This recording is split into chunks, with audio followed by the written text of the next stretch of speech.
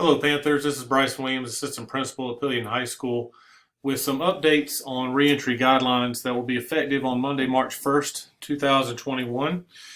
In case you're not aware, Pelion High School students that are face-to-face, either A cohort or B cohort, will be returning to school 4+1 model. That means they'll be coming to school Monday, Tuesday, Wednesday, and Thursday, and they'll have a virtual day on Friday, and that will begin on Monday, March 1st. Some policy changes that have been made to accommodate our students and keep the health and safety of our teachers and students in mind have been made, and these will again be effective on March 1st. First, with arrival, prior to 8 o'clock in the morning, our students will be placed in the cafeteria. There will be one 400 hall restroom open at that time, and there will be a limited capacity of no more than 3 per restroom. We will be facilitating Edgenuity recovery labs, and those labs will be facilitated by Ms. Green and Ms. Reeves. At 8 a.m., our students will be sent to their first block classroom. This is again to accommodate social distancing and to eliminate the large amount of students that will be having that could be close contact with each other. Students who are eating breakfast will do so in the cafeteria, and then they will report to their first block classrooms. We will also open all restrooms at this time with no more than 3 per restroom. Once students report to first block, we are asking that they not come back to the cafeteria. They will not be permitted to come back. So it is important and imperative that if they're going to eat breakfast, they report to the cafeteria first, and then they can go to their class. At 8:20, when that school bell rings, students will be permitted to use the restroom. 8:30, tardy bell rings, and the school day officially begins. We are opening up club meetings in large spaces. Our teachers can reserve large spaces that we have throughout the building. Students will be socially distanced, and they will be required to have masks on. And students may come to teachers for help, but they must have a pass from the teacher. Dismissal will remain relatively the same. There is one small change.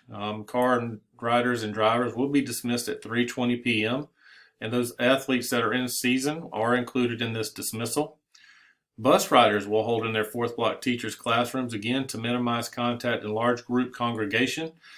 Buses have been getting here from the middle school around 3:28 to 3:30. Those students will be dismissed from their fourth block classrooms around that time. Students who are not bus riders on a particular day, if there is a change, they must have a pass they must have a written note from either Miss Cook or Miss Shumpert that they are riding in a car, or driving that day. If not, they will not be permitted. So parents, it is important that we make sure to communicate that to the school in advance. Class transitions will remain at 10 minutes, and that gives students time to take a break, use the restroom, and get to class on time. There are some changes that we will enforce heavily, and this is for safety of all students in our building, as we will have double the amount of students on a regular A cohort or B cohort day. Masks must be covering the nose, mouth, and chin at all times. And this is enforced as soon as they walk in the door and as soon as they leave the campus area. That is the whole campus, outdoors as well. They can remove that mask. Hats, hoodies, and headgear we will enforce, and this is for the safety of our students. With the mask, it is hard to identify our students, and so we want to make sure that we can keep everybody safe. We want to make sure that at 8:20 a.m., when that bell rings, those hats, hoodies, and headgear have to come off of their head, and they cannot be visible in their hands or book bags, and that's because it eliminates the urge for students to get in trouble by wanting to put them right back on. We are changing the earbud policy whenever students are in the cafeteria or in the commons area. Headphones or earbuds must be one in or one out. The IDs must be on and visible, neckline to waistline. And if a student does not have one, they can get a temporary from their first block teacher. School-wide safety will be posting posters with the 3 W's, which is wear your mask over your nose, mouth, and chin. Wash your hands consistently for at least 20 seconds, and please watch your distance. While we do know it is difficult to enforce 6 feet, we are discouraging hand-holding or very close congregation of students in the halls or in the theater. There will be anonymous COVID safety reporting forms throughout the school that will be available through a QR code that the student can scan, and they can report any student or staff member that they feel is not appropriately wearing their mask or violating any of our safety procedures. To honor lunch and allow our students to feel safe and teachers to feel safe at lunch, we are changing our lunch schedule just a little bit. We are creating 2 lunch schedules per day. There will be an A lunch that will begin at 11:30 a.m. and last until 11:55 a.m. And then our housekeeping staff will clean the lunchroom thoroughly, and then we will have a B lunch. We are going to allow grades to eat out in the cafeteria on specific days.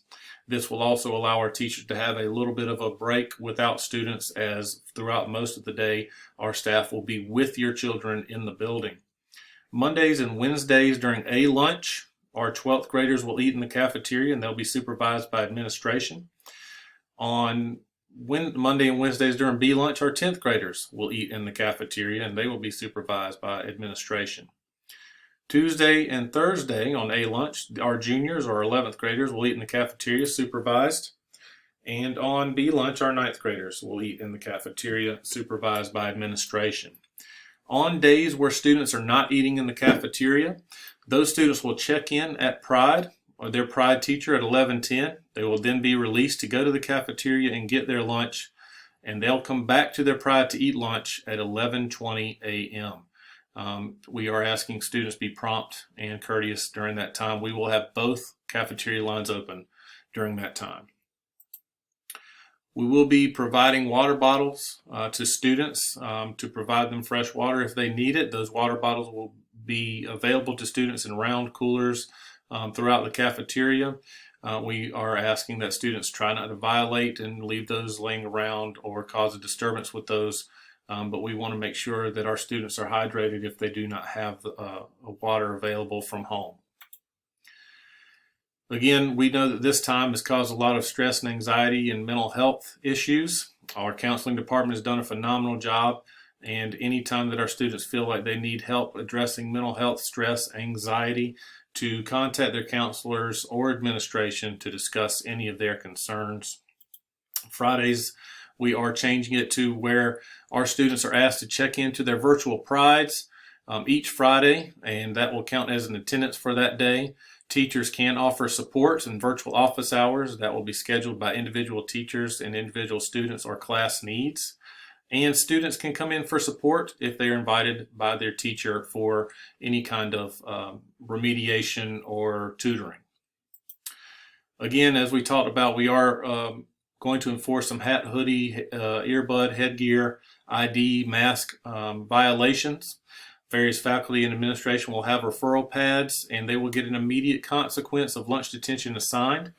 Repeat offenders will be conferenced with, and parents will be included in that consequence, and further consequences could follow. We ask that you have a conversation with your student about these consequences and about these changes in policies so that we can ensure that all of our students and staff are safe upon returning back into the school building. Again, we will begin to heavily enforce these policies on Monday, March 1st. I know this was a lot of information and changes. We are excited to have all of our students back into the building. We look forward to seeing them and giving them a sense of normalcy and support through this difficult time. And if you have any more questions or concerns, please speak with any administrator or counselor at Pelion High School. And we thank you for your attention today, and have a great day, and we will see our Panthers on March 1st.